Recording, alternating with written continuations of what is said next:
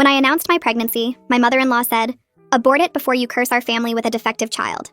She said it at the family dinner table in front of everyone while my husband Thomas sat frozen, and his father nodded in agreement, and I was holding the ultrasound photos of our healthy 12-week baby.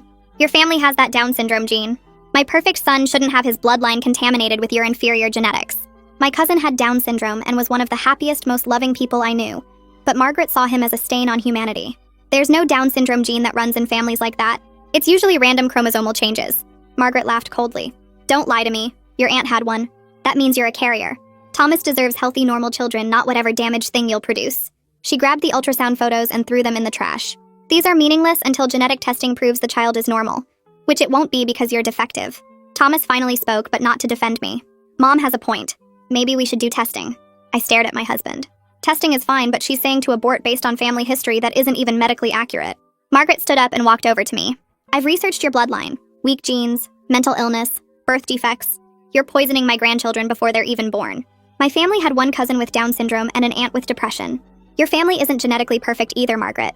Your brother has diabetes. Your mother had cancer." She slapped the table. "Those are different. Those are physical ailments that can be treated. You're talking about bringing a burden into this world.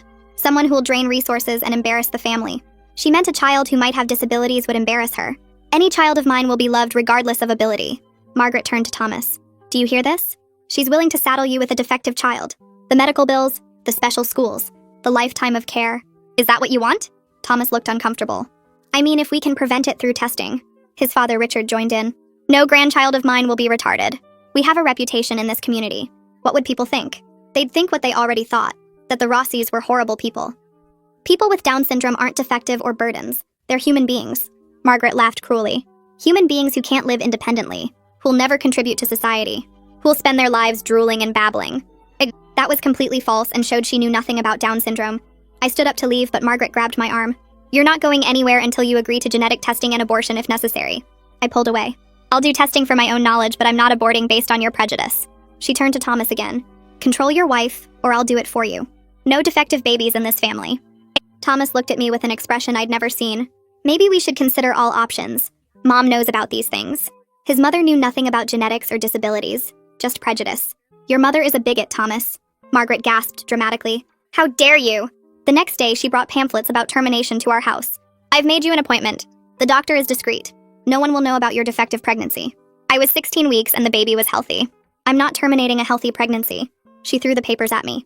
"It's not healthy if it comes from you. Your genes are contaminated. Even if this one is normal, the next might not be." She decided all my pregnancies would be suspect. "Then I guess you won't be involved in any of my children's lives." Margaret laughed. "Thomas won't choose you over his family. He knows where his loyalty lies." That night, Thomas proved her right. "Maybe we should wait to have kids. Mom's really upset about the genetic risks." I looked at the man I'd married. "Your mother is wrong. Medically, scientifically, morally wrong." He suggested something horrible. "It's not too late for other options. Mom says she knows a doctor who would still do it." His mother had found someone willing to perform a late-term abortion for no medical reason. "You want me to abort our healthy baby because your mother is prejudiced?" He got defensive. "She's not prejudiced. If something's wrong with it, we'll be stuck forever." Something wrong with it. Our baby was an it that might be defective. I packed my bags that night. Thomas didn't try to stop me. "Where will you go? Who'll want a single mother with potentially defective children?" I moved in with my parents, who were thrilled about the baby. My cousin with Down syndrome was especially excited to be an uncle. The divorce was quick. The drama unfolds when I gave birth. My childhood bedroom looked the same as when I left for college, with the faded posters still on the walls and my old desk pushed against the window. Mom had already cleared out half the closet and was unfolding a portable changing table in the corner before Dad even finished carrying in the last box from my car. She moved fast, pulling out receiving blankets and tiny onesies she must have bought the second I told her I was pregnant, stacking them on the dresser with careful hands. Dad set down the box and squeezed my shoulder without saying anything, which somehow meant more than words would have.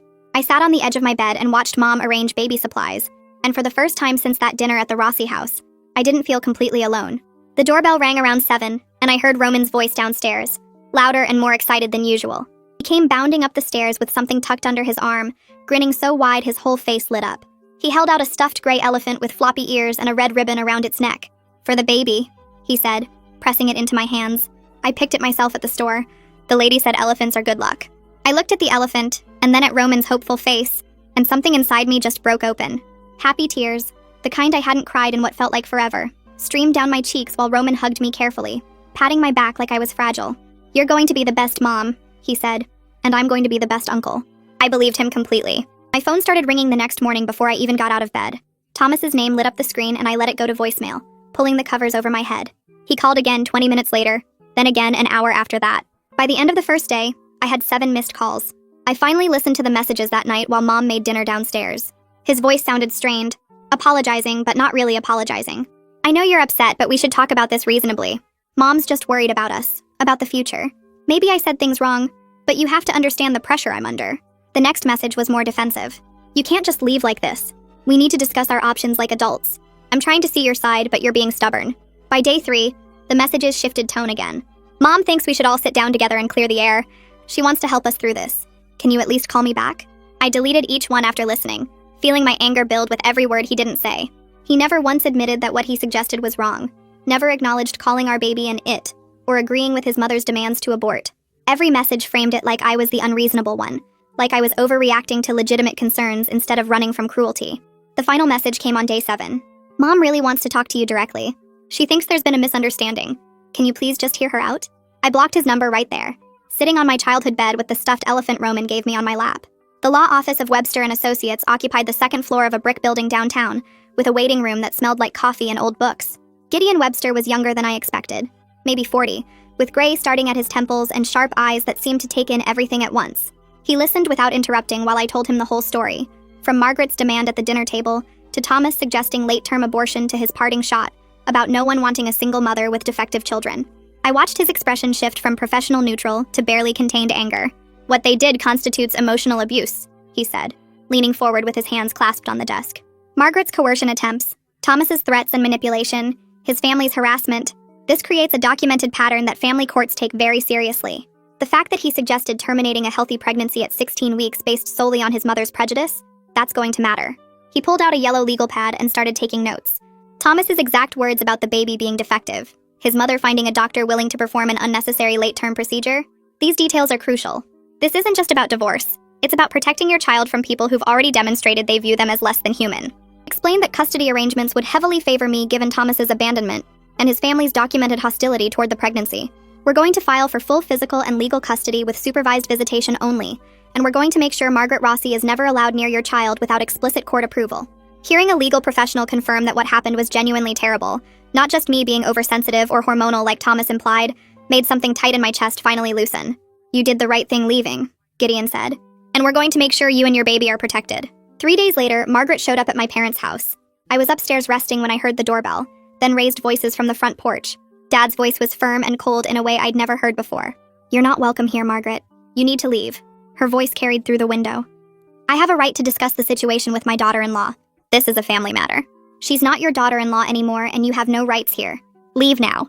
I heard her try to push past him, her heels scraping on the porch, and Dad's voice rose. I said, leave. You're trespassing. Mom appeared in my doorway, phone already in her hand. I'm calling the police. Stay up here. She disappeared back downstairs, and I heard her speaking calmly to the dispatcher, giving our address and explaining that someone was refusing to leave the property after being asked multiple times. Margaret's voice got louder, more shrill. You can't keep me from my grandchild. I have rights. That baby is a Rossi. Dad's response was ice. That baby is none of your concern. You demanded its mother abort it. You called it defective. You have no rights here. The police arrived within 10 minutes, and I watched from my bedroom window as 2 officers escorted Margaret off the property, her face red and twisted with rage. She kept yelling about her rights, about family, about how I was poisoning everyone against her. The officers put her in the back of the patrol car and talked to Dad and Mom on the porch for another 20 minutes, taking notes. Dad went to the courthouse the next morning and filed for a restraining order. The temporary order was granted that same day. The ultrasound room was dim and cool, with the monitor angled so I could see the screen clearly. I was 18 weeks now, and the technician squeezed gel on my belly before pressing the wand against my skin. The baby appeared on the screen immediately, so much bigger than at 12 weeks, with a clearly defined head and body and tiny fingers I could actually count. The technician measured and clicked, taking images from different angles, and her voice was warm when she spoke. Baby's developing beautifully. All the measurements are exactly where they should be. Heart rate is perfect. No signs of any abnormalities. She showed me the 4 chambers of the heart, the spine, the brain, each part forming exactly as it should. Everything looks completely healthy. Julie Nelson, my new pediatrician, came in after the ultrasound to review the genetic screening results I'd done at 16 weeks. She was older, maybe 60, with gray hair and steady hands that moved confidently through the papers on her clipboard. Your screening came back with very low risk for all chromosomal conditions, including Down syndrome. The baby's development is perfect. She pulled up a chair and looked at me directly.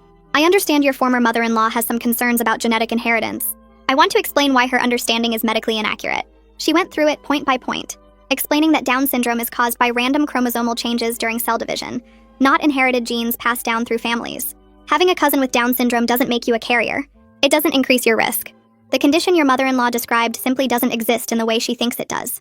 She offered to write a detailed letter for Gideon documenting the baby's health and the medical impossibility of Margaret's claims. Sometimes people need to see official documentation to understand they're wrong. I'm happy to provide that for your legal case. Gideon called me 4 days after the ultrasound, his voice tight with barely controlled anger. Thomas's lawyer just sent over divorce papers. You need to see these terms.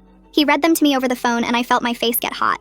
The papers demanded paternity testing before Thomas would agree to any financial support and included a clause stating Thomas would have no financial responsibility if the baby was born with significant disabilities. They're actually trying to write an escape clause based on your child's health. This is one of the most insulting sets of terms I've ever seen. He was already drafting a counter-motion. We're including evidence of the Rossi family's harassment, Margaret's coercion attempts, Thomas's suggestion of late-term abortion, and his abandonment when you were 16 weeks pregnant. We're going to fight for full custody and substantial child support based on his emotional abuse and his family's documented pattern of harassment. He explained that Thomas's attempt to avoid responsibility for a child with disabilities would work against him in court. Judges don't look kindly on parents who try to opt out of supporting their children based on health conditions. This shows exactly who he is, and it's going to help our case significantly. We spent an hour going through every detail, building a timeline of Margaret's behavior and Thomas's complicity. The restraining order against Margaret, her violation attempts, Thomas's continued defense of her actions, all of this creates a picture of a toxic family environment that your child needs protection from. Gideon's voice was firm. We're not just getting you a divorce. We're making sure your daughter is safe from these people. Esther Major's therapy office was on the ground floor of a converted house, with soft lighting and comfortable chairs that didn't feel clinical. She was maybe 50, with kind eyes and a calm presence that made it easy to talk. I'd booked twice-weekly sessions because I couldn't sleep, couldn't stop replaying that dinner table scene, couldn't stop hearing Thomas call our baby an it. The first session, I cried for 45 minutes straight while Esther handed me tissues and listened. Your grief is valid, she said. You're mourning the man you thought you married and discovering he's someone different under pressure. She helped me understand that Thomas's inability to stand up to his mother wasn't a flaw I could have fixed with patience or love. This is who he is. His cruelty revealed his true character, not a temporary lapse. People show you who they are in crisis, and he showed you clearly. The sessions became a place where I could separate the relationship I thought I had from the reality of what it actually was. You loved the version of Thomas who existed when his mother wasn't involved, when there was no real test of his loyalty. But that version wasn't complete. The man who suggested aborting your healthy baby because his mother demanded it, that's also him. That's the real him. Esther never let me minimize what happened or make excuses for his behavior. He chose his mother's prejudice over your child's life. That's not something you caused or could have prevented. That's his choice, and it tells you everything you need to know. By the end of the second week, I was sleeping better, eating regularly again, starting to accept that the marriage ending wasn't my failure. It was his. Roman asked me at Sunday dinner if he could come to my next ultrasound appointment. I want to see the baby on the screen. I want to see my niece or nephew moving around. Mom and Dad exchanged a look and I realized they were tearing up. Of course you can come, I said. I'd love that. The 20-week ultrasound was scheduled for the following Tuesday, and Roman took the morning off from his job at the grocery store. He sat in the chair next to the exam table, leaning forward to see the monitor, his whole face lit up with excitement. The technician smiled at him while she moved the wand across my belly. There's the baby. You can see the head here and the body, and look, the baby's moving. Roman gasped like he'd seen something magical. The baby kicked on screen and he grabbed my hand. Did you see that? The baby kicked. He asked a million questions. What's that part? Is that the heart? How big is the baby now? Can the baby hear us? The technician answered each one patiently, showing him different angles, explaining what each measurement meant. Can I have copies of the pictures? I want to keep them in my wallet. She printed out extra images and Roman held them carefully, studying each one like it was precious art. I'm going to be the best uncle, he told the baby through my belly. I'm going to teach you everything. The technician wiped her eyes and I realized she was crying. Sorry, she said. That was just really sweet. Watching Roman's pure joy, his genuine excitement about being part of this baby's life, I realized this was what family support actually looked like. Not demands and threats and coercion, just love. The certified letter arrived at my parents' house 6 days after the restraining order was issued. Mom brought it up to my room with a worried expression. It's from Margaret. I opened it carefully, already knowing this was a violation. Inside were 20 pages of printed articles about genetic testing, termination procedures, and prenatal screening. Margaret had highlighted sections in yellow and written notes in the margins. See, this proves genetic risks are hereditary. Testing is essential before committing to pregnancy. Late termination is medically justified in these cases. None of the articles actually supported her claims. Most were from questionable websites, and the legitimate medical sources she'd included directly contradicted her interpretation. One article specifically stated that Down syndrome is not inherited through family lines. I took photos of every page and sent them to Gideon. He called back within an hour. This is a clear restraining order violation. She's not allowed to contact you in any way, and she sent a certified letter directly to your address. I'm adding this to our legal file and notifying the court immediately. The judge reviewed the violation 2 days later and extended the restraining order for another year. Ms. Rossi, you were explicitly ordered to have no contact with the plaintiff. This letter constitutes direct contact and continued harassment. Any further violations will result in jail time. Do you understand? I wasn't in the courtroom, but Gideon told me Margaret tried to argue that she was just sharing important medical information. The judge shut that down immediately. The restraining order is clear. No contact means no contact. Consider this your final warning. The prenatal class met every Thursday evening in a conference room at the hospital, with folding chairs arranged in a circle and a cheerful instructor named Sandra. I walked in nervous, the only person there alone, but Sandra welcomed me warmly and introduced me to the group. There were 6 other couples and 1 other single mom, a guy named Cole who looked as uncomfortable as I felt. Sandra had us do icebreaker exercises and Cole ended up as my partner. My ex-wife is pregnant, he said quietly. We're getting divorced, but I still want to be involved with the baby. It's complicated. I understood complicated. We bonded immediately over navigating single parenthood preparation, swapping stories about lawyers and family drama, and the weird loneliness of going through pregnancy without a partner. Cole was easy to talk to, with a self-deprecating sense of humor that made me laugh for the first time in weeks. At least we're not dealing with this alone, he said, gesturing at the class. Even if we're technically alone. The class covered everything from labor positions to newborn care to breastfeeding basics, and having Cole there as a friend made it less overwhelming. We exchanged numbers after the second class and started texting regularly, sharing articles we found and asking each other questions about baby gear. His presence became a steady comfort, someone who understood the complicated emotions of preparing for a baby while grieving a marriage. We're going to be okay, he said after the 4th class, walking me to my car. We're doing the work, learning what we need to know. Our kids are going to be fine. I believed him, or at least I wanted to. 3 weeks after Cole walked me to my car, Thomas's lawyer sent an email to Gideon requesting a meeting between Thomas and me with both attorneys present. Gideon called me immediately after receiving it. His voice was careful when he asked if I wanted to consider it. I sat at my parents' kitchen table staring at my phone and feeling my stomach tighten. The last time I'd seen Thomas was the night I packed my bags while he sat on our couch asking who would want me. Gideon said we didn't have to agree to anything, and that these meetings sometimes made things worse instead of better. I thought about it for 2 days before calling him back and saying yes. Mom looked worried when I told her. Dad asked if I was sure and reminded me that Thomas had his chance to be decent, and chose his mother instead. But I needed to hear what Thomas had to say. Needed to know if any part of the man I married still existed under Margaret's control. The meeting happened on a Thursday afternoon at a conference room in a building downtown that neither lawyer's office used. Neutral territory that belonged to nobody. I arrived 10 minutes early with Gideon and we sat in hard plastic chairs in the waiting area until Thomas showed up with his lawyer. Thomas looked terrible in a way that surprised me. His suit hung loose like he'd lost weight and his face had a grayish tone that made him look sick. Dark circles under his eyes suggested he wasn't sleeping. His lawyer was a sharp woman in her 50s who shook hands with Gideon and nodded politely at me without smiling. We all walked into the conference room together and sat on opposite sides of a long table. The room smelled like cleaning products and the fluorescent lights hummed overhead. Thomas kept his eyes on the table for the first few minutes while his lawyer reviewed the purpose of the meeting. Then he finally looked up at me. He started by saying he was sorry for how things happened. His voice was quiet, and he kept his hands folded on the table in front of him. I watched his face and waited for him to say something real. Then he added that his mother was just worried about him being trapped in a difficult situation, and that she'd only been trying to protect him from making a mistake he'd regret. The words hit me like cold water. Not an apology for what he'd said or done, but an apology for the outcome. Not taking responsibility for calling our baby defective or suggesting abortion to please Margaret, but expressing regret that I'd reacted badly to his mother's concerns. I looked at Gideon and saw his jaw tighten. Thomas kept talking about how stressful everything had been, and how he never meant for things to get this bad. He said maybe we'd both overreacted, and that his mom really did have valid concerns about genetic testing. I felt something inside me go completely cold. This wasn't remorse. This was Thomas trying to rewrite history, so he could feel better about his choices. Gideon asked Thomas's lawyer if there was a specific proposal they wanted to discuss. The lawyer glanced at Thomas and then said he wanted to talk about the baby's future. Thomas shifted in his chair and looked at me with an expression that might have been meant to seem sincere. He said he'd been thinking a lot about everything, and he didn't actually want to be a father right now. The words came out slowly like he was testing how they'd sound. His lawyer jumped in to say that Thomas recognized he wasn't ready for the responsibilities of parenthood, given his current life circumstances. Then Thomas asked if I'd consider allowing his parents to adopt the baby. The conference room went completely silent. I stared at him, unable to process what I'd just heard. He wanted me to give my child to Margaret, to the woman who'd called my baby defective and demanded I abort, to the woman who'd thrown my ultrasound photos in the trash and told me my genes were contaminated.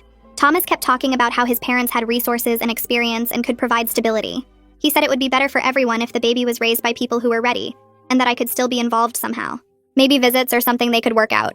I stood up so fast my chair scraped against the floor. Gideon put a hand on my arm, but I pulled away and walked to the window. My hands were shaking, and I could feel my heart pounding against my ribs. The audacity of Thomas sitting there suggesting I hand my daughter over to his mother made me so angry I couldn't form words. Behind me, I heard Gideon's voice cold and sharp, telling Thomas's lawyer that this meeting was over. He said we were done negotiating anything beyond basic divorce terms and child support. Thomas tried to say something, but Gideon cut him off and said, if Thomas wasn't interested in being a father, then he could sign away his rights. But there was absolutely no scenario where Margaret Rossi would ever have custody of my child. I heard chairs moving and papers shuffling.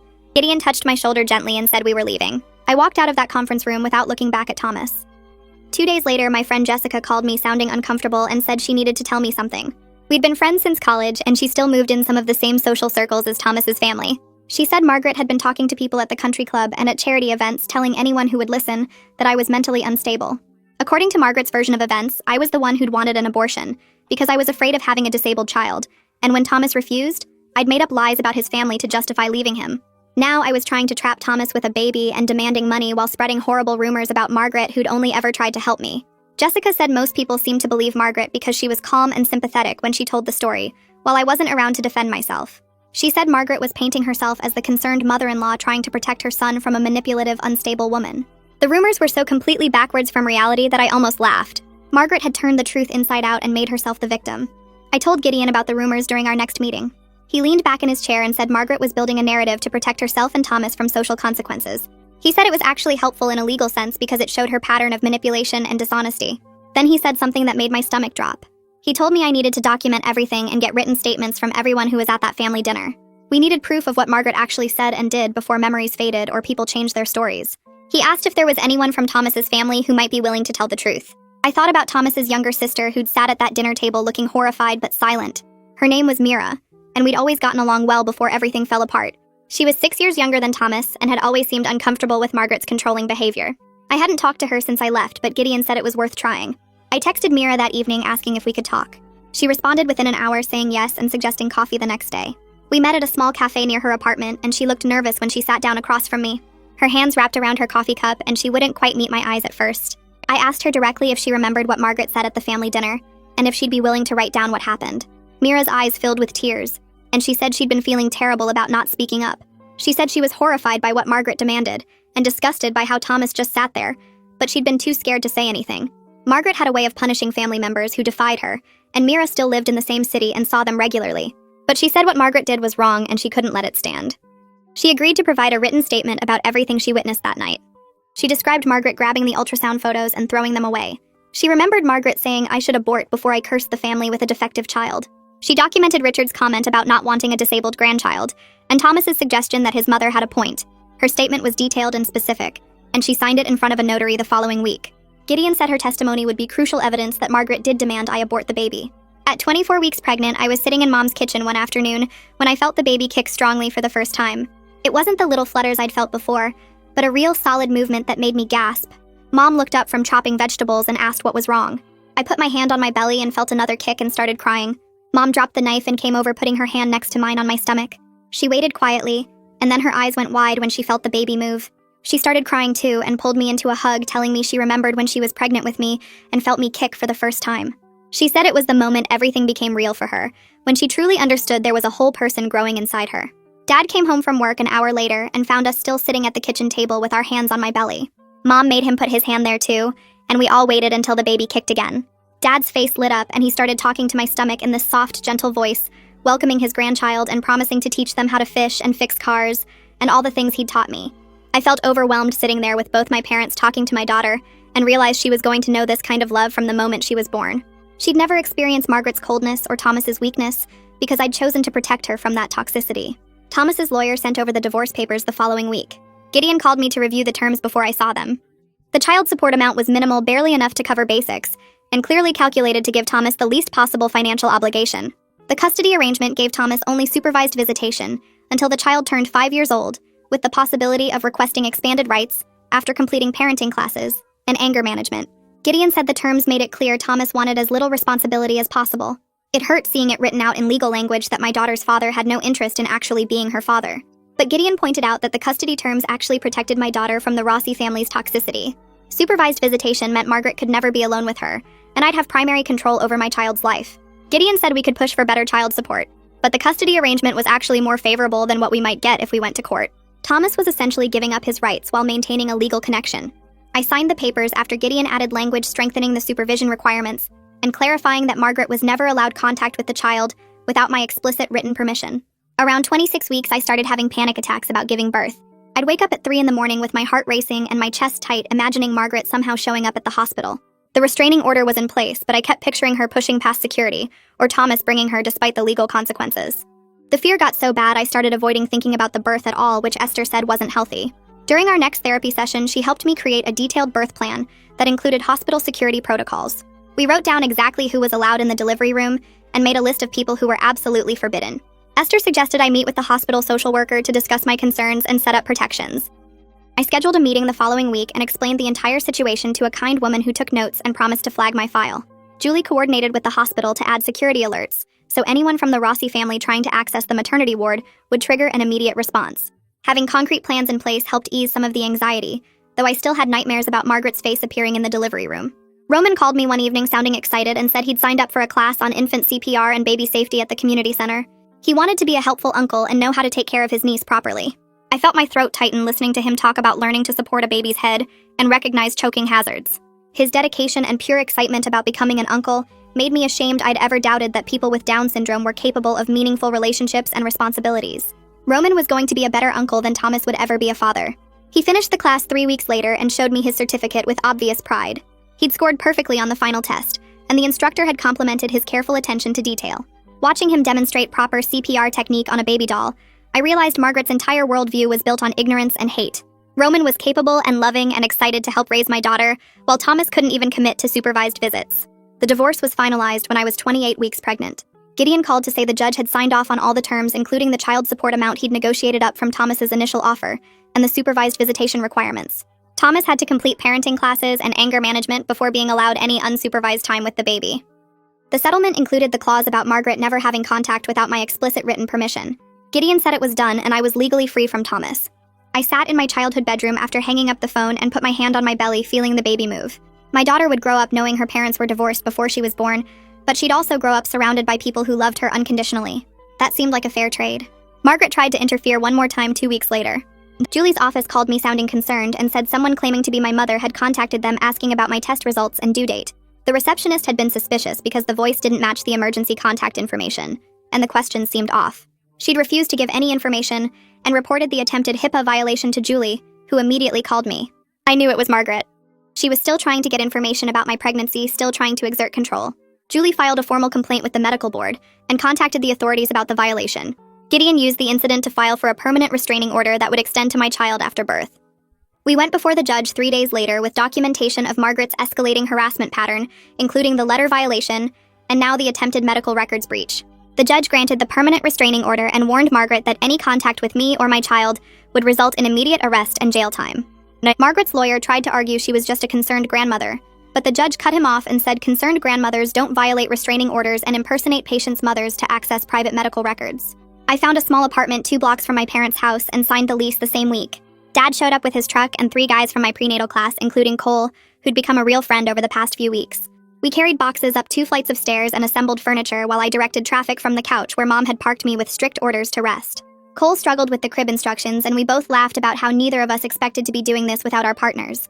The apartment was modest, with worn carpet and a kitchen barely big enough to turn around in, but it was mine and nobody could tell me what to do here. I painted the nursery walls a soft yellow and hung green curtains Mom had sewn, creating a peaceful space that felt nothing like the cold perfection Margaret would have demanded. Dad installed extra locks on the door and a peephole, practical safety measures that made me feel protected. By the end of moving day, I was exhausted but satisfied, surrounded by half-unpacked boxes and people who actually cared about me and my baby. At my 30-week appointment, Julie's face got serious when she checked my blood pressure.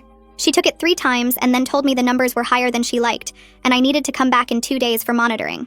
The stress of everything had caught up to me physically, and my body was showing the strain. She put me on modified bed rest, which meant no work and minimal activity, just resting and trying to keep my blood pressure down. Mom took time off from her job at the library to stay with me during the day, making me healthy meals and timing my blood pressure readings every few hours. Roman came over after his shift at the grocery store where he bagged groceries and helped stock shelves, settling in to watch movies with me and keep me company. He'd bring snacks and tell me about his day, and his presence was surprisingly calming during a time when I felt anxious about every little change in my body. We watched comedies and he'd laugh at all the jokes, his joy infectious enough to distract me from worrying about preeclampsia and early labor. Julie monitored me closely over the next 2 weeks, and my blood pressure gradually came back down to safer levels, proving that rest and support actually worked. My phone buzzed with a text from a number I didn't recognize, and I almost ignored it until I saw Thomas's name in the message.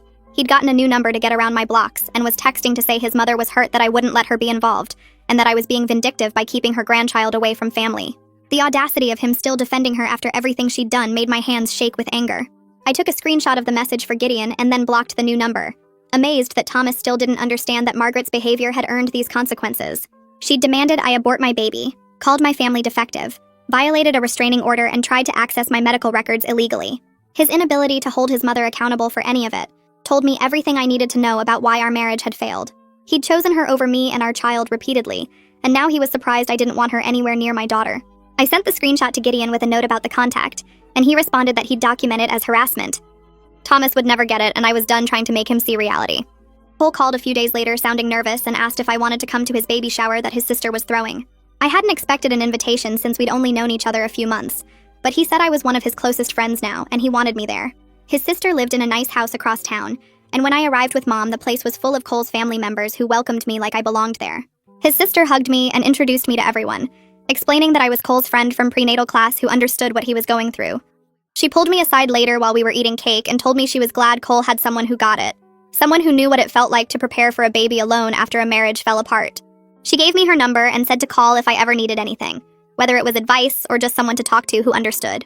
The kindness from these near strangers hit me hard after months of cruelty from my ex-husband's family. Cole's family asked about my due date and my plans and seemed genuinely interested, treating me with warmth and respect. I watched Cole open gifts and laugh with his relatives and felt grateful I'd found this friendship when I needed it most. Mom and I started a childbirth education class at the hospital where she'd be my birth partner since Thomas had abandoned that role. We practiced breathing techniques on yoga mats while the instructor walked us through different labor positions. Mom held my hand and counted breaths with me, patient and steady through all the exercises. During a break, she told me stories about when she was pregnant with me, how Dad had panicked and driven too fast to the hospital, and how she'd labored for 18 hours before I finally arrived. She promised she'd be there for every moment of my labor if I wanted her there, holding my hand and supporting me however I needed. The instructor praised Mom for being such an attentive birth partner, and I realized I wasn't actually doing this alone even though Thomas had left. I had my mother's steady support and love, which was worth more than a husband who couldn't stand up to his own mother. We practiced different positions for managing contractions, and Mom wrote down notes about what seemed to work best for me. Other couples in the class had partners who looked nervous or uncomfortable, but Mom was calm and confident, ready to help me through whatever came. At 34 weeks, Julie did an ultrasound and confirmed the baby was head down in perfect position for delivery. Everything looked great for a normal birth, and Julie reviewed my birth plan, adding detailed notes to my chart about the security concerns regarding the Rossi family. She flagged my file so that hospital security would be notified if anyone from that family tried to access the maternity ward. The hospital social worker came in afterward to meet with me and discuss my rights as a patient, and the protocols they had in place to protect people from unwanted visitors. She explained that I could have a security guard stationed outside my room during labor and delivery if I wanted, and that no one would be given any information about me or my baby without my explicit permission. They'd dealt with family situations like mine before, and took patient safety seriously. I signed forms authorizing only specific people to visit me and receive information, a list that included my parents, Roman, and a few close friends, but absolutely no one from the Rossi family. The social worker assured me they'd enforce my wishes, and that Margaret wouldn't get anywhere near me or my baby. Knowing the hospital had my back made me feel safer about the actual birth. I woke up one morning at 35 weeks with sharp pains in my belly that sent me into immediate panic. I was convinced I was going into early labor and grabbed my phone to call Mom with shaking hands. She came over within minutes and started timing the contractions, watching the clock while I breathed through the discomfort. After 20 minutes of timing, she told me they were Braxton Hicks, practice contractions that were normal and didn't mean real labor. I felt stupid for overreacting, but Mom just laughed and said every first-time mother panicked over Braxton Hicks at some point. We ended up laughing together about my panic, and she made me tea while explaining how to tell the difference between practice contractions and real ones. At my next therapy session with Esther, I admitted I was terrified of the actual birth and of becoming a mother, scared I wouldn't know what to do, or that something would go wrong. Esther helped me work through the fear, and acknowledged that it was completely normal to be scared while also being excited. She reminded me that women had been giving birth forever, and that I had good support and medical care. The fear didn't go away completely, but talking about it made it feel more manageable. And Thomas's sister reached out through social media with a long private message saying she'd cut contact with Margaret over how she'd treated me. She apologized again for not speaking up at that awful family dinner and said she couldn't stay silent anymore about her mother's cruelty. She asked if she could be part of the baby's life someday, acknowledging that she understood if I said no but hoping I'd consider it. I read the message 3 times trying to decide if she was genuine or if this was some scheme from Margaret. I wrote back cautiously saying we could revisit the conversation after the baby was born, once I saw whether she actually maintained her boundaries with Margaret. I told her I appreciated the apology, but needed to see consistent action over time before trusting her around my daughter. She responded thanking me for even considering it, and promising she was serious about standing up to their mother. Her rebellion against Margaret gave me a tiny bit of hope that not everyone in that family was completely lost, though I stayed guarded about her intentions. Roman surprised me by organizing a baby shower with help from my parents and Aunt Camelia. I walked into my parents' house thinking we were just having Sunday dinner, and found the living room full of people and decorations. Cole was there with his sister. Friends from prenatal class had come, and even Gideon's wife showed up with a beautifully wrapped gift. The house was filled with people who actually loved and supported me, celebrating my daughter's upcoming arrival with genuine joy. Roman had made a banner that said, "Welcome baby girl," in careful letters and had organized games and food. Everyone brought gifts and shared advice and stories, treating me like family even though some of them barely knew me. I thought about the shower Margaret would have thrown if things had been different, how it would have been about her and her expectations and her vision of the perfect grandchild. This celebration was about welcoming my daughter exactly as she was, with people who would love her no matter what. I cried happy tears when Roman gave a little speech about being excited to be an uncle and promised to teach his niece everything he knew. The contrast between this loving celebration and the Rossi family's cruelty couldn't have been clearer. At 36 weeks, I had everything ready and was just waiting for labor to start. The nursery was complete with the crib assembled and tiny clothes washed and folded in the dresser. I'd packed my hospital bag and installed the car seat and read all the baby care books. My body felt huge and uncomfortable. My back ached constantly, and I couldn't sleep well anymore. But underneath the physical discomfort was a strange sense of peace.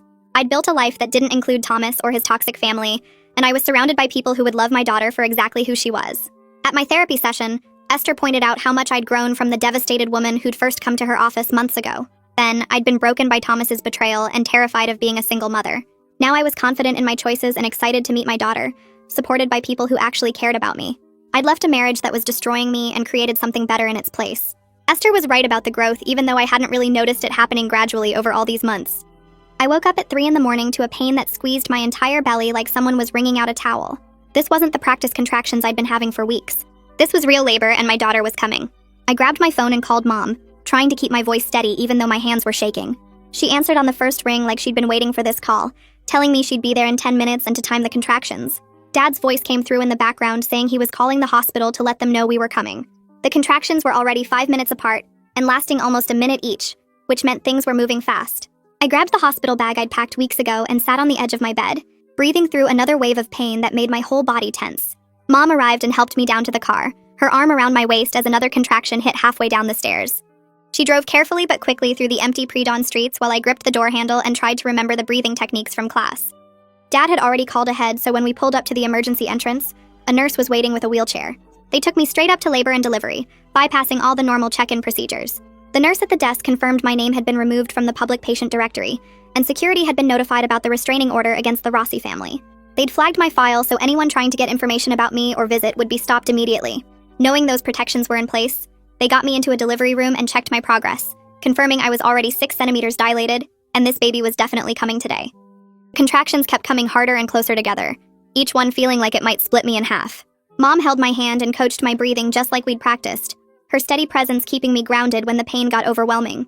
She wiped my forehead with a cool cloth and reminded me to relax between contractions, her voice calm and reassuring. The morning crawled by in a blur of pain and breathing, and Mom's voice guiding me through each wave. Cole texted after Mom sent him an update, saying he was rooting for me and couldn't wait to meet the baby. Roman sent a voice message that made me cry, his excited voice saying he couldn't wait to be an uncle and meet his niece or nephew. The labor and delivery nurse was kind and professional, never once asking where my husband was or making me feel less than for being alone. She treated me with respect and dignity, checking on me regularly and explaining everything that was happening. By early afternoon, the contractions were coming so fast I couldn't catch my breath between them, the pain so intense I couldn't think about anything else. Mom stayed right beside me the entire time, never leaving even when I squeezed her hand so hard I probably bruised it. The nurse checked me again and said it was time to push, helping me into position while Mom supported my shoulders. I pushed through contraction after contraction, exhausted and in more pain than I'd ever experienced, but determined to meet my daughter. After what felt like forever, but was actually about an hour of pushing, I felt a sudden release of pressure and heard the most beautiful sound I'd ever heard. My baby's cry filled the room and the nurse lifted her up, this tiny, perfect person covered in vernix and blood. They placed her directly on my chest and the world stopped. Everything I'd been through, all the pain and betrayal and fear, disappeared the moment I looked at her face. She had dark hair plastered to her head and my nose, and she was absolutely perfect. Mom was crying and taking pictures, her hands shaking as she captured the moment. The nurse helped clean the baby while she stayed on my chest, and I couldn't stop staring at her tiny fingers and perfect little face. She was healthy and normal and beautiful. Everything Margaret said she wouldn't be. I named her Lily after my grandmother, the woman who taught me what unconditional love looked like. The nurse recorded her time of birth as 5:47 in the evening after 14 hours of labor. Lily looked up at me with dark eyes, and I felt something shift inside my chest. A love so fierce and protective it took my breath away. This was my daughter, and I would do anything to protect her from people like Thomas and Margaret. Mom leaned over to kiss Lily's head, tears streaming down her face as she whispered welcome to her granddaughter. Nurse took Lily to weigh and measure her while I delivered the placenta and got stitched up, but I kept my eyes on my daughter the whole time. 7 pounds, 3 ounces, and 20 inches long, completely healthy and perfect. They wrapped her in a blanket and gave her back to me, and I held her against my chest, feeling her warmth and hearing her little breathing sounds. It was everything Margaret had tried to take from me, this perfect moment with my perfect daughter. Julie came to check on us a few hours later, examining Lily thoroughly while explaining everything she was checking. She confirmed Lily was completely healthy with excellent APGAR scores and no signs of any genetic conditions. Julie made a point of noting in the chart that the baby showed no characteristics of Down syndrome, creating official medical documentation that proved Margaret's prejudice had been completely baseless. She wrote detailed notes about Lily's normal muscle tone, facial features and reflexes, everything that Margaret had insisted would be wrong. I felt a surge of satisfaction knowing there was now official proof that Margaret had been wrong about everything. Julie smiled at me and said Lily was one of the healthiest newborns she'd seen this month, thriving and alert and absolutely perfect. But mostly I just felt overwhelmed with love for my daughter, this tiny person who was depending on me for everything. Lily made little sounds and moved her hands, and I couldn't stop touching her soft skin and counting her fingers and toes. Mom took more pictures and sent them to Dad and Roman, sharing the news that Lily had arrived safely. My phone buzzed with Thomas's number and my stomach clenched, the brief moment of peace interrupted by his intrusion. I handed the phone to Mom without looking at the message, not wanting his negativity to touch this perfect moment. She read it and her face tightened. Then she typed out a response with basic information and attached a single photo. His reply came back almost immediately, and Mom's expression went from tight to furious. She showed me the screen where Thomas had typed asking if it was normal, using that dehumanizing language even now. My blood pressure spiked and the nurse noticed, asking if everything was okay. I explained briefly about my ex-husband, and she made a note in my chart, then suggested we turn off my phone for now to let me rest. Mom texted Gideon about Thomas's question, and he responded saying to document everything as evidence of his unfitness for custody. Mom sent one final message to Thomas saying all future communication had to go through lawyers, then she blocked his number again. I focused back on Lily, refusing to let Thomas ruin this day. She was sleeping peacefully in my arms, completely unaware of the drama surrounding her existence. This was my daughter, and she deserved better than a father who couldn't even ask about her without using cruel language. The next morning, Roman came to visit, and watching him meet Lily was one of the most beautiful moments of my life. He washed his hands carefully and sat in the chair beside my bed, his movements slow and gentle. I placed Lily in his arms and showed him how to support her head, and he held her like she was made of glass. He talked to her softly, telling her he was her Uncle Roman, and he was going to teach her everything he knew. His face was full of wonder and love as he looked down at her. This person Margaret had called a burden, showing more capability and tenderness than Thomas ever had. Lily made a little sound and Roman's whole face lit up with joy. He told her about the mobile he'd bought for her room and promised to come visit her all the time. Mom took pictures of them together, capturing this moment between uncle and niece. I started crying watching them, thinking about how Margaret had called Roman a stain on humanity, while he was showing more humanity than anyone in the Rossi family possessed. He was going to be an amazing uncle, present and loving and engaged in ways Thomas would never be as a father. Roman stayed for an hour, completely focused on Lily, and asking questions about how to help once we got home. He wanted to know her schedule and what supplies we needed and how he could be useful. This was the person Margaret thought shouldn't exist, showing more love and responsibility than her own son. When he finally handed Lily back to me, he kissed her forehead gently and promised he'd see her soon. After he left, Mom and I both cried happy tears about how perfect that visit had been. That afternoon, a flower delivery arrived at the nurse's station, and my heart dropped when they brought them to my room. The card said they were from Margaret, and I didn't even need to read the message to know it would make me angry. Mom opened the card and her face went red as she read it out loud. Margaret had written that she forgave me and wanted to meet her granddaughter, framing the entire situation like I was the one who'd done something wrong.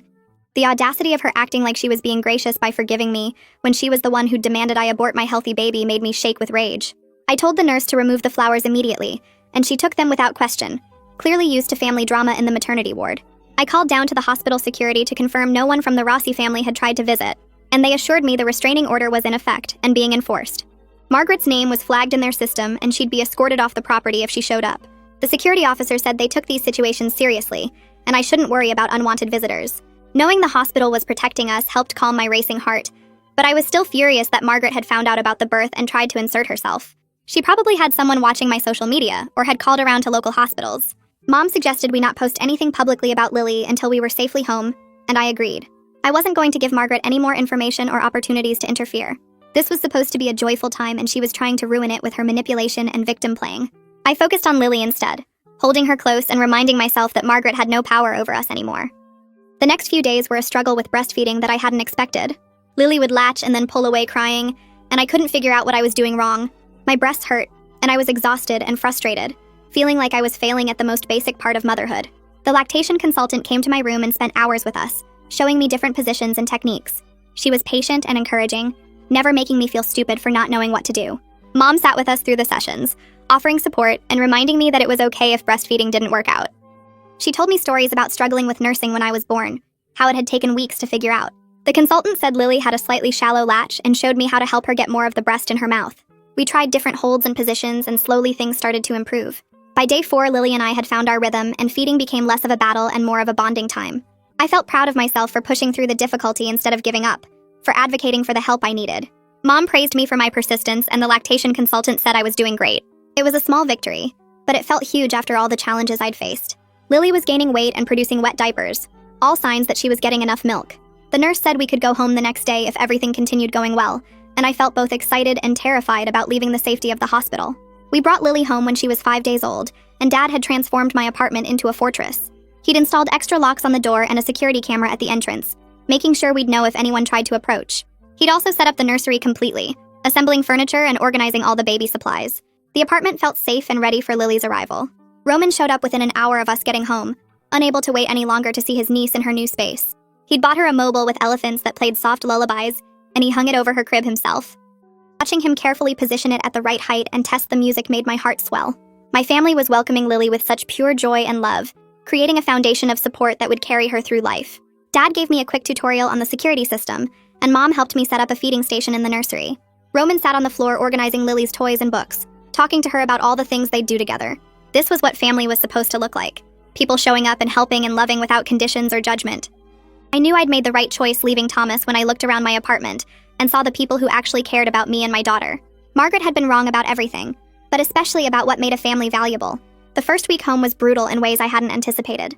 Lily woke up every 2 hours to feed, and I was so exhausted I could barely think straight. Mom stayed over most nights, taking the baby for a few hours so I could sleep in longer stretches. She'd bring Lily to me for feedings and then take her back, changing diapers and rocking her while I rested. Cole stopped by with meals his sister had cooked, understanding without being told that I needed practical help more than advice. He'd hold Lily while I ate, talking to her softly about his own baby who'd be arriving in a few months. His sister had sent enough food for several days, casseroles and soups that I could heat up quickly. I was running on adrenaline and love, discovering reserves of strength I didn't know I had.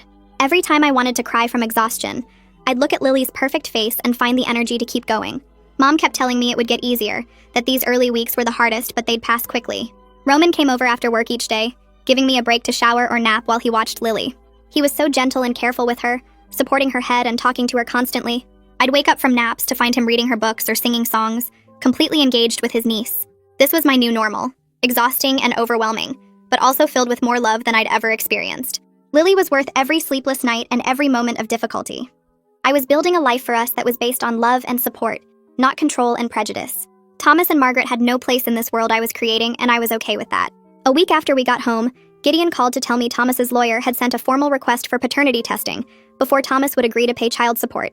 He explained it was Thomas's legal right, even though the request felt like another insult on top of everything else. I agreed to the test immediately because I knew without any doubt that Lily was Thomas's daughter, and I wanted the legal obligation established as quickly as possible. We scheduled the appointment at a certified facility where they swabbed Lily's cheek and mine, and the whole process took less than 10 minutes. The results came back 2 weeks later confirming what I already knew, that Thomas was Lily's biological father, and legally required to begin support payments. His lawyer sent another message requesting minimal visitation to start, supervised visits only, and I agreed through Gideon because I wanted Lily to have the option of knowing her father, even if he was a terrible person. 3 weeks after Lily was born, Gideon forwarded me a letter from Margaret's attorney demanding grandparent visitation rights. The letter claimed I was alienating her from her grandchild without cause, and that she had a legal right to a relationship with Lily. I felt my blood pressure spike reading Margaret's twisted version of events where she was the victim of my vindictiveness. Gideon spent the next week preparing a detailed response that included documentation of every instance of harassment, every coercion attempt, every violation of the restraining order. He attached Julie's medical records proving that all of Margaret's claims about genetic defects were scientifically false, and he included statements from witnesses at that original family dinner. The hearing was scheduled for a month later, and I showed up with Gideon while Margaret sat across the courtroom with her expensive lawyer looking confident. The judge reviewed all the evidence, listened to both sides, and denied Margaret's petition completely. He warned her attorney that any further legal harassment would result in sanctions against both of them, and Margaret's face went red with anger as she stormed out of the courtroom. At Lily's 2-week pediatrician appointment, Julie did a complete examination and confirmed that Lily was thriving perfectly. She'd gained back her birth weight plus extra, and all her reflexes and responses were exactly what they should be. Julie asked how I was doing emotionally and physically, and I admitted I was exhausted beyond anything I'd ever experienced, but also happier than I expected to be. She nodded like she understood completely, and told me about a postpartum support group for single mothers that met at the hospital every Wednesday evening. I started attending the following week, and I met other women navigating parenthood alone for various reasons. Some were divorced like me, others had partners who died or left, and we all understood the unique challenges of doing this without the support we'd expected to have. The group became a lifeline where I could talk honestly about the hard parts without judgment. Thomas's first supervised visitation happened when Lily was 3 weeks old at a family court facility with observation rooms. I sat behind a one-way window watching as a supervisor brought Lily into the room and placed her in Thomas's arms. He held her stiffly like she might break, his whole body tense and uncomfortable. For 30 minutes, he just sat there not talking to her or engaging with her at all, occasionally shifting his position but mostly staring at the wall. When the time was up, he handed Lily back to the supervisor with visible relief. The supervisor told me afterward that Thomas had mentioned needing to work up to longer visits, that he wasn't ready for more time yet. I drove home with Lily sleeping in her car seat and realized with complete clarity that Thomas was never going to be a real father to her. He was going through the motions because the court required it, not because he wanted a relationship with his daughter. Roman asked if he could babysit so I could go to my therapy appointment with Esther, and I hesitated before agreeing because it felt like such a big responsibility. I left detailed instructions and my cell phone number and mom's number, and I rushed through my session worried about how things were going. When I got home an hour later, I found Roman sitting on the floor with Lily on a blanket, singing to her softly while showing her a picture book about animals. He'd changed her diaper without any problems and fed her a full bottle of the milk I'd pumped that morning. Lily was completely content, and Roman was beaming with pride at being trusted with his niece. I tried to pay him for babysitting, but he protested, saying family doesn't charge family. I insisted because I wanted him to understand that his help had real value and that his time mattered, and he finally accepted the money with a shy smile. Margaret made one final attempt to contact me by showing up at my parents' house on a Saturday afternoon when she knew I visited on weekends. Dad saw her car pull up through the front window and called the police immediately, while Mom moved me and Lily into the back bedroom. The officers arrived within minutes and found Margaret on the front porch demanding to see her grandchild. They arrested her right there for violating the restraining order, and she spent a night in jail before posting bail the next morning. The judge called a hearing and extended the restraining order for 5 more years, with a stern warning that any further violations would result in serious jail time, not just overnight stays. Margaret's lawyer tried to argue that she was just a grandmother who wanted to meet her grandchild, but the judge cut him off and said the restraining order existed for documented good reasons. I returned to my job at the marketing firm when Lily was 8 weeks old, nervous about how I'd manage everything. My boss had held my position like she promised, and told me she was flexible about my hours if I needed to leave for pediatrician appointments or emergencies. Mom agreed to watch Lily during the day at her house, and I set up a pumping schedule during my breaks to maintain my milk supply. The juggling act of working motherhood was harder than I expected, rushing to pump every 3 hours and worrying about Lily all day. Cole's sister heard I was looking into daycares for the future and recommended a place near my apartment that her friends' kids attended. I started touring facilities on weekends, looking for somewhere that felt safe and nurturing for when I was ready to make that transition. 2 months after his first visit, Thomas completed his required parenting classes, and his lawyer filed a request for expanded visitation time. Gideon pulled the attendance records and discovered Thomas had missed 3 scheduled visits without calling ahead or rescheduling. At the hearing, Gideon argued that Thomas's inconsistency showed he wasn't ready for unsupervised time with an infant, that he couldn't be trusted to show up reliably. The judge reviewed the records and agreed to maintain supervised visits only, denying the request for expansion. Thomas looked relieved rather than disappointed when the judge made the ruling, and I realized he'd filed the motion because someone told him he should, not because he actually wanted more time with Lily. He was doing the absolute minimum the court required and nothing more. At Lily's 3-month checkup, Julie commented on how alert and social she was, tracking faces and responding to voices. She was meeting all her developmental milestones ahead of schedule, rolling over early and holding her head up strongly. Julie noted everything in her chart with obvious pleasure, and she mentioned what a happy baby Lily was. Roman had visited almost daily since she was born, and Lily's whole face lit up whenever he walked into the room. Sitting in Julie's office watching her document Lily's perfect health, I thought about Margaret's predictions of a damaged, burdensome child who would drain resources and embarrass the family. Margaret had been completely wrong about everything, and Lily was thriving surrounded by people who loved her unconditionally. A friend from my support group mentioned that her cousin was single and looking to meet someone, and she asked if I'd be interested in being set up. The idea of dating felt strange with a 3-month-old baby, but it also felt empowering to even consider romance on my own terms. I met him for coffee one afternoon when Mom was watching Lily, and he knew up front that I was a single mom and said he was fine with that. We talked easily about work and hobbies and life, and it felt good to be seen as a whole person, instead of just a mother or an ex-wife. I started seeing Esther weekly again to process my trust issues, and she helped me recognize that not everyone would betray me like Thomas did. She pointed out that I was building a life where I chose people who accepted my whole reality instead of trying to fit into someone else's expectations, and that was real growth. A few weeks later, Thomas's sister reached out through a text message asking if she could meet Lily. She'd kept her distance from Margaret since the arrest, and wanted to prove she was serious about maintaining boundaries. I talked to Gideon first, and he said supervised visits were fine as long as I felt comfortable, so I agreed to meet at the park near my apartment on a Saturday morning. Mira arrived right on time carrying a small gift bag, and she looked nervous when she approached the bench where I sat with Lily in her stroller. She knelt down to Lily's level and spoke softly, telling her what a beautiful baby she was, and then she looked up at me with tears in her eyes. She apologized again for not speaking up at that family dinner, admitting she'd been a coward when I needed someone to defend me. I told her I appreciated the apology, but actions mattered more than words, and she nodded and said she understood completely. Lily grabbed her finger and smiled, and Mira lit up at the simple gesture. We spent an hour at the park with her pushing Lily on the baby swings and asking questions about her schedule and personality, and she never once mentioned Margaret or made excuses for the family's behavior. Over the following months, she proved reliable, texting before visits and respecting when I said no to certain requests. She sent photos to Margaret apparently, but she never tried to facilitate contact or guilt me about the restraining order. By the time Lily was 5 months old, I trusted her enough to let her babysit for an hour while I ran errands, and she handled it perfectly. The letter arrived from Margaret's lawyer on a Tuesday afternoon when I was feeding Lily her bottle. The return address made my stomach drop, but I opened it with steady hands, curious what new manipulation she'd attempt. The letter wasn't a legal demand or threat, just 2 pages of Margaret claiming she was the real victim in this situation. She wrote that I'd turned her son against her, destroyed her family, and stolen her only grandchild out of vindictive spite. She claimed that someday I'd regret denying Lily a relationship with her grandmother, that I was depriving my daughter of family connections she deserved. The letter painted Margaret as a concerned grandmother whose love was rejected, completely rewriting history to erase her demand that I abort my baby. There was no acknowledgement of what she'd actually said or done, no recognition that her prejudice and cruelty had caused this separation.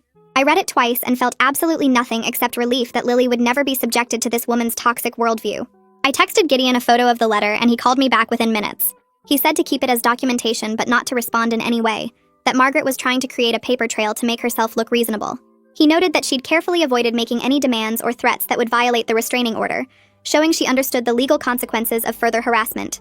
I filed the letter in my growing folder of Margaret documentation and went back to feeding Lily, grateful that my daughter would grow up surrounded by people who loved her unconditionally, instead of with conditions and prejudice.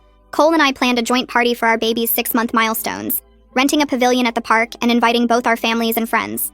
His son was a week older than Lily, but they'd been photographed together since birth, 2 babies who'd never know their parents were once married to other people.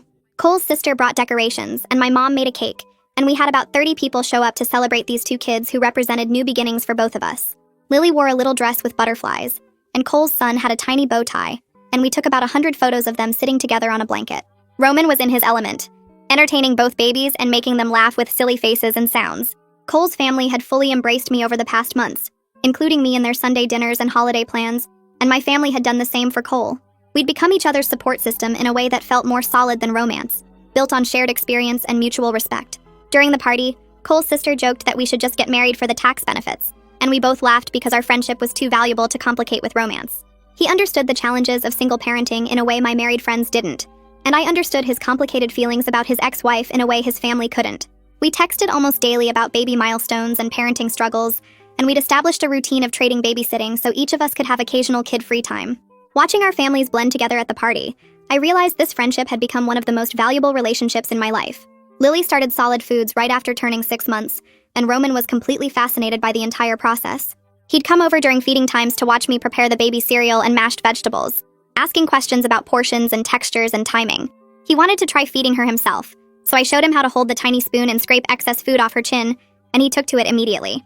He'd make airplane noises and silly faces to get Lily to open her mouth, celebrating every successful bite like it was a major achievement. He remembered her schedule better than I did sometimes, texting me reminders about when to introduce new foods, or asking if she'd tried sweet potatoes yet. Thomas had missed the last 2 scheduled visitations without calling, but Roman showed up almost daily to spend time with his niece.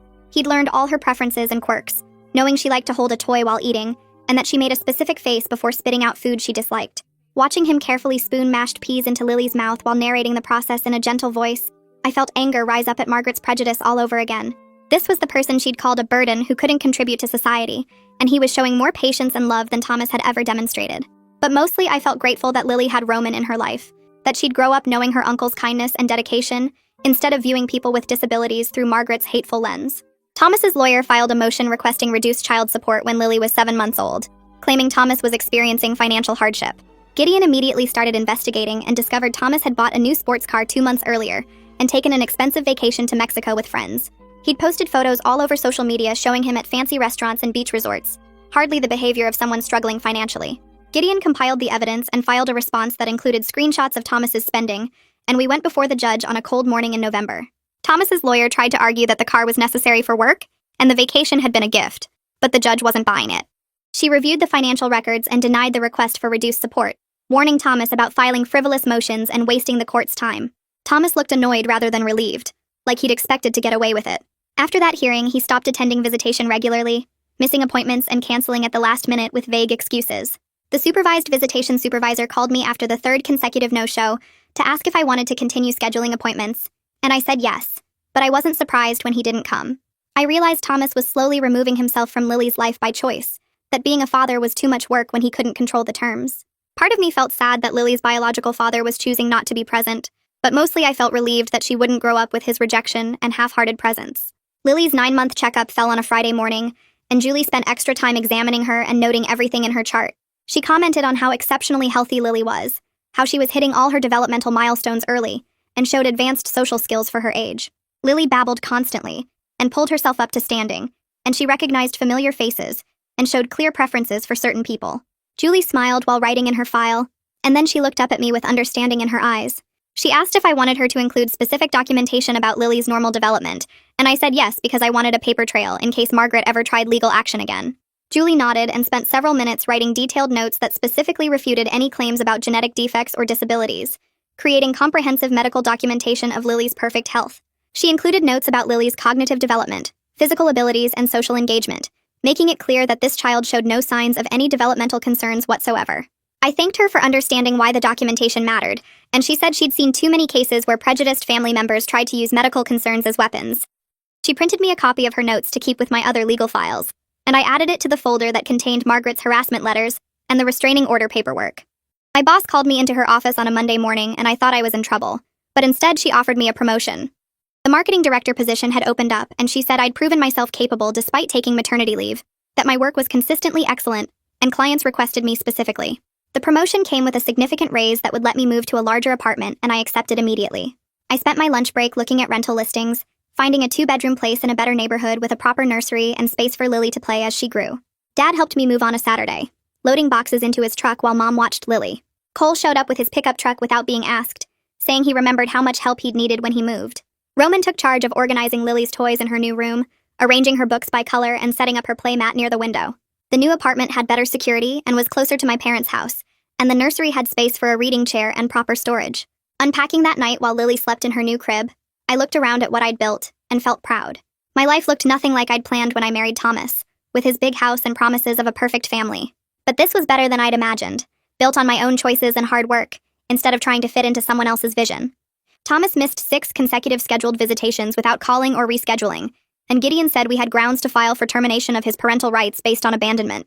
I thought about it for a week, considering whether Lily might want a relationship with her biological father someday, but ultimately decided that growing up with his rejection would hurt more than never knowing him. Gideon filed the motion, and we got a court date for January, right after Lily's first birthday. Thomas's lawyer called to say Thomas wouldn't contest the termination, that he agreed it was best for everyone involved. The hearing was brief, just 10 minutes before a judge who reviewed the visitation records and Thomas's lack of involvement. She asked Thomas directly if he understood he was giving up all parental rights permanently, and he said yes without hesitation. She asked if he understood this meant no contact with the child and no obligation for child support, and again he said yes. He looked relieved when the judge signed the papers, like a burden had been lifted, and I felt sad for Lily that her biological father was choosing to walk away completely. But I also felt grateful she wouldn't grow up with his half-hearted presence, with a father who saw her as an obligation rather than a gift. The judge terminated his rights and released him from support obligations, and Thomas left the courtroom without looking at me or asking about Lily. Roman came over that evening and asked if Lily could call him Uncle Roman when she started talking. I told him she absolutely would because he'd earned that title through his constant presence and love, that he'd been more of a parent figure than Thomas ever was. He'd shown up for every milestone, every doctor's appointment I'd invited him to, every random Tuesday when I just needed help. He'd learned to change diapers and prepare bottles, and he'd researched child development so he could support Lily's growth. Everything Margaret believed about people with Down syndrome was ignorant prejudice, proven wrong by Roman's capability and dedication. Lily adored him and lit up whenever he walked in the room, reaching for him and babbling excitedly when she heard his voice. He was going to be the male role model in her life, the person who showed her what unconditional love looked like.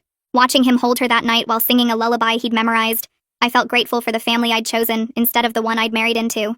Lily's first birthday party filled my parents' backyard with people who actually loved her. Mom had decorated with pink and gold balloons, and Dad had set up tables loaded with food. Roman hung a banner he'd made himself, and Cole brought his son who was now walking and getting into everything. My support group friends came with their kids, and even Mira showed up with a carefully chosen gift. Lily wore a little crown and seemed confused by all the attention, but she smiled at everyone who talked to her. We did the cake smash photos with Lily sitting in her high chair, and she grabbed handfuls of frosting and smeared it everywhere while laughing. Her joy was pure and unself-conscious, and everyone took photos of her covered in pink frosting with cake in her hair. I snapped a picture on my phone of her mid-laugh, frosting on her nose and pure happiness on her face, surrounded by people who loved her for exactly who she was. This was what family actually looked like. Not the cold judgment of the Rossi household, but this warm chaos of people who showed up and stayed. And I pushed the shopping cart down the produce aisle while Lily sat in the seat, her little legs swinging. She was 14 months old now and walking everywhere at home, but the cart kept her contained while I grabbed groceries. She babbled constantly, pointing at bright-colored fruits and making up words that almost sounded real. I was reaching for apples when I felt someone staring at us from across the aisle. Margaret stood frozen near the bananas, her eyes locked on Lily. The restraining order meant she couldn't approach within 50 feet, but nothing stopped her from looking. Lily chose that moment to laugh at something, a pure, joyful sound that echoed through the produce section. She clapped her tiny hands together and said something that sounded like Mama Apple, while pointing. Margaret's face changed as she watched, and I saw the exact moment she realized her granddaughter was perfect. Lily was healthy and thriving and clearly developing normally. Everything Margaret had insisted was impossible with my genetics. I felt satisfaction bloom in my chest as I watched Margaret's expression shift from shock to something that might have been regret. I turned the cart around and headed toward the checkout, leaving Margaret standing there among the bananas. Her loss was entirely her own fault, and I didn't waste another thought on her. Mira called me a week later, her voice careful and measured. She said Thomas wanted me to know he was getting remarried, as if his life updates mattered to me anymore. I asked why she was telling me this, and she hesitated before admitting Thomas had told his fiancée he didn't have children. He'd erased Lily completely from his new life, pretending she didn't exist so he could start fresh without the complication of a daughter. The words stung for maybe 30 seconds before I realized it was actually perfect. Lily would never know the pain of a father who showed up occasionally out of obligation, never experienced the confusion of being treated like a burden. Thomas removing himself so completely was a gift, even if he didn't mean it that way.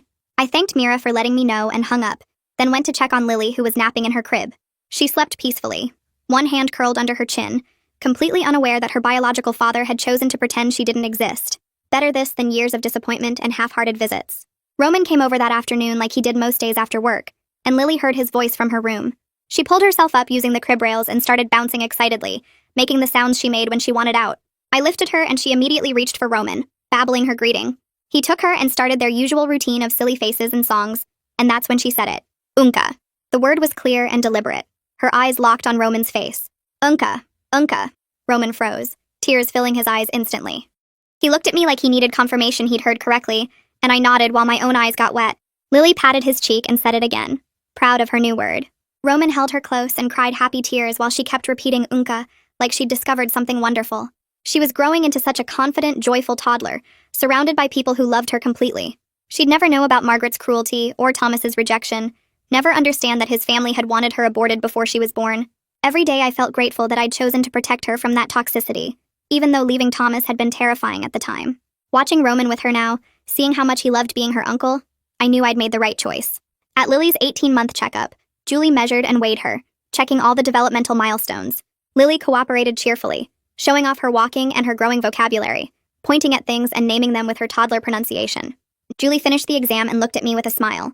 She said she'd been a pediatrician for 15 years and she'd never seen a happier, healthier child than Lily. The words hit me harder than I expected, and I had to blink back tears. I'd built this beautiful life from the ashes of my marriage, created a safe and loving home for my daughter, with help from my family and friends. I was a successful single mother with an amazing support system, a daughter who was thriving, and the confidence that every choice I'd made was right.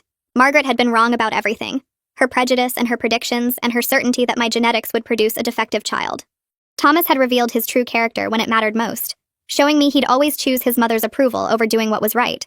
Lily and I were so much better off without them, surrounded instead by people like Roman and my parents and Julie who loved us unconditionally.